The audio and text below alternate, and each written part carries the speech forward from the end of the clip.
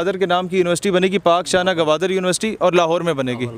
ला हौला वला कुव्वता इल्ला बिल्लाह। दहशतगर्दी हो रही है, इलेक्शन को डिले करवाने के लिए हो रही है। ये सख्त सवाल है। असल मस्जिद के बाहर आप टिकटॉक के ठुमके लगाएं ख़वातीन से, तो मरियम बीबी को वोट दें और बिलावल बीबी को, बिलावल केयर टेकर गवर्नमेंट में मुझको क्या हिस्सा मिलेगा, तो फिर जनाब अमन मार्च तो पहले उनके ख़िलाफ़ करो ना।